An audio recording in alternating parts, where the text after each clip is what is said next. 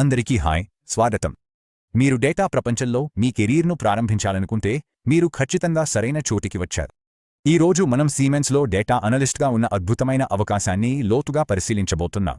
మీకు తెలుసా, ఇది మీకు, ముఖ్యంగా మీరు ఇటీవల గ్రాడ్యుయేట్ అయితే పర్ఫెక్ట్ రోల్ కావచ్చు. అయితే వెంటనే విషయానికి వస్తాం. సరే, మంచి విషయాల దగ్గరికి నేరుగా వెళ్దాం. మనం సీమెన్స్లో డేటా అనలిస్ట్ రోల్ గురించి మాట్లాడుతున్నాం. మీకు 2 అద్భుతమైన లొకేషన్ ఆప్షన్స్ ఉన్నాయి, పుణె లేదా ముంబై. కానీ ఇందులో అసలు హైలైట్ ఏంటంటే వాళ్ళు 0 నుండి 2 సంవత్సరాల అనుభవం ఉన్నవారిని చూస్తున్నారు. అవును, ఇది ఫ్రెషర్స్కి అద్భుతమైన అవకాశం. మరియు అంచనా జీతం 3 నుండి 10 లక్షల వరకు ఉండటంతో టెక్ కెరీర్ను ప్రారంభించడానికి ఇది బలమైన ఆరంభం. సరే, మొదటిగా ఇది ఎంత పెద్ద విషయం అనేది మాట్లాడుకుందాం. సీమెన్స్ అనేది ప్రపంచవ్యాప్తంగా ఉన్న భారీ కంపెనీ. తమ రంగంలో నిజమైన నాయకుడు, ఇంకా ప్రస్తుతం కొత్త ప్రతిభను యాక్టివ్గా హైర్ చేస్తోంది. ఇది కేవలం మరో ఉద్యోగ ప్రకటన కాదు, పెద్ద కార్పొరేట్లో మీకు అవకాశాన్ని తెచ్చే నిజమైన ఛాన్స్. ఇంకా వినండి, వాళ్లు చాలా విస్తృతంగా అవకాశాన్ని ఇస్తున్నారు. ఈ అవకాశం 2021 నుండి 2025 వరకు గ్రాడ్యుయేట్ అయ్యే ప్రతి ఒక్కరికీ ఓపెన్గా ఉంది. కాబట్టి మీరు 1 లేదా 2 సంవత్సరాలు పనిచేసినా లేదా మీ డిగ్రీ పూర్తి చేయబోతున్నా అది ముఖ్యం కాదు. సీమెన్స్ నిజంగా మీరు అప్లై చేయాలని కోరుకుంటోంది. అలాగే అసలు ఈ ఉద్యోగం ఏమిటి? మీరు రోజంతా ఏం చేస్తారు? పదజాలాన్ని పక్కన పెట్టి సీమెన్స్లో డేటా అనలిస్ట్గా రోజువారీ జీవితం ఎలా ఉంటుందో చూద్దాం. అంటే అసలు పెద్ద ప్రశ్న ఏంటంటే, సీమెన్స్ లాంటి భారీ కంపెనీలో డేటా అనలిస్ట్ అసలు ఏం చేస్తారు? ఇది కేవలం స్ప్రెడ్షీట్లను చూస్తూ కూర్చోవడం మాత్రమే కాదు, నమ్మండి. ఇది విడమరచి చూద్దాం. ఇప్పుడు మీరు జాబ్ డిస్క్రిప్షన్లో ప్లాన్ యూండాప్టి వర్క్ అనే పదాన్ని చూడవచ్చు. ఇది కొంచెం టెక్నికల్గా అనిపించవచ్చు, కానీ ఆందోళన అవసరం లేదు. ఇది సీమెన్స్ ప్రాజెక్టులు, డేటా నిర్వహణకు ఉపయోగించే ప్రత్యేక సాఫ్ట్వేర్ టూల్. కాబట్టి టాస్క్లను ట్రాక్ చేయడంలో ఇది మీ ప్రధాన వేదిక అవుతుంది. అందువల్ల మీ ప్రధాన బాధ్యతలు ఇవే అని చెప్పొచ్చు. మీరు ఆల్టరెక్స్ మరియు ఎస్క్యూఎల్ వంటి చక్కని టూల్స్ను ఉపయోగించి డేటాను లోతుగా పరిశీలించి సమాధానాలు కనుగొంటారు. తర్వాత టాబ్లో లాంటి టూల్ను ఉపయోగించి డేటాను అందరికీ సులభంగా అర్థమయ్యేలా కథ చెప్పేలా చార్ట్లు, రిపోర్ట్లు తయారు చేస్తారు. కానీ ఇది కేవలం టెక్నికల్ జాబ్ మాత్రమే కాదు. మీ పాత్రలో చాలా భాగం వేర్వేరు టీంలతో మాట్లాడి వాళ్లకు ఏమి కావాలో తెలుసుకోవడమే. మీరు అసలు డేటా మరియు వ్యాపారం తీసుకోవాల్సిన తెలివైన నిర్ణయాల మధ్య అనువాదకుడు, బ్రిడ్జ్ లాంటి వ్యక్తి. ఇది చాలా ముఖ్యమైన పాత్ర. సరే, ఇప్పుడు మీరు అనుకుంటున్నారా, నేను దీనికి సరిపోతానా అని? బేసిక్ రిక్వైర్మెంట్స్ ఏమిటో చూద్దాం. మీరు ఫిట్ అవుతారా లేదో తెలుసుకుందాం. ఇది చాలా ముఖ్యమైన భాగం. మంచి వార్త ఏమిటంటే బేసిక్ ఎలిజిబిలిటీ చాలా సింపుల్గా ఉంది. మొదటిది, ఇది చాలా పెద్ద విషయం, మీరు ఏ ఫీల్డ్లో అయినా గ్రాడ్యుయేట్ అయి ఉండొచ్చు.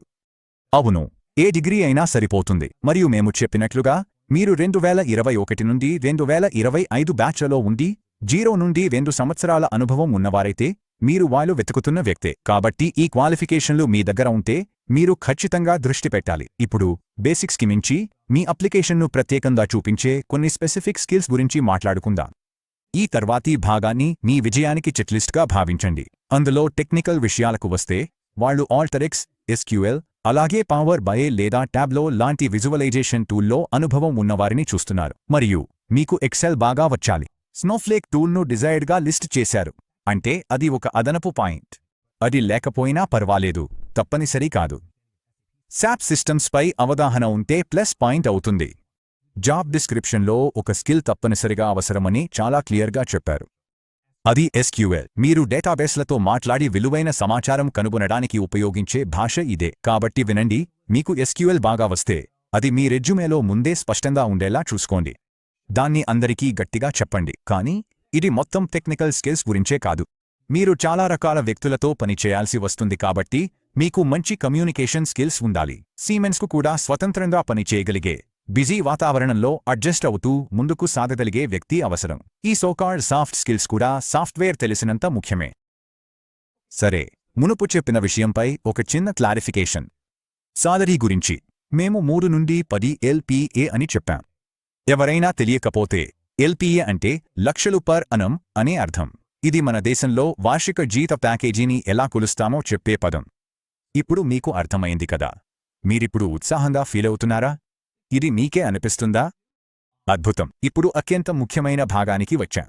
మీరు ఎలా అప్లై చేయాలో స్టెప్ బై స్టెప్గా చూద్దాం. సరే, అప్లికేషన్ ప్రాసెస్ చాలా సింపుల్గా ఉంటుంది. ముందుగా అధికారిక సిమెన్స్ గ్రియర్ పేజీకి వెళ్లి అప్లై హియర్ బటన్ను కనుగొనాలి. ఆ బటన్పై క్లిక్ చేసి తర్వాత అప్లై ఆన్లైన్ను ఎంచుకోండి. మీరు కొత్త యూజర్ అయితే ఖాతా సృష్టించాలి. లాగిన్ అయిన తర్వాత అప్లికేషన్ ఫారం నింపండి. మీ రెజ్యూమే మరియు వారు అడిగిన ఇతర డాక్యుమెంట్లు అప్లోడ్ చేయండి. 7వ స్టెప్ చాలా ముఖ్యమైనది.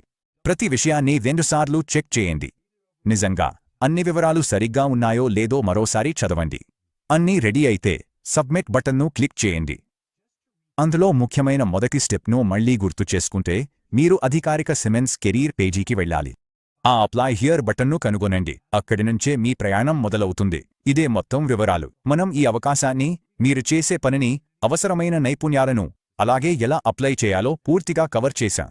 అందుకే ఇప్పుడు మీరే మీకు ఒక ప్రశ్న వేయాలి. ఇది మీ తదుపరి కెరీర్ స్టెప్ అవుతుందా? ఈ వివరాల వీడియోను చూసినందుకు చాలా ధన్యవాదాలు. మీకు శుభాకాంక్షలు.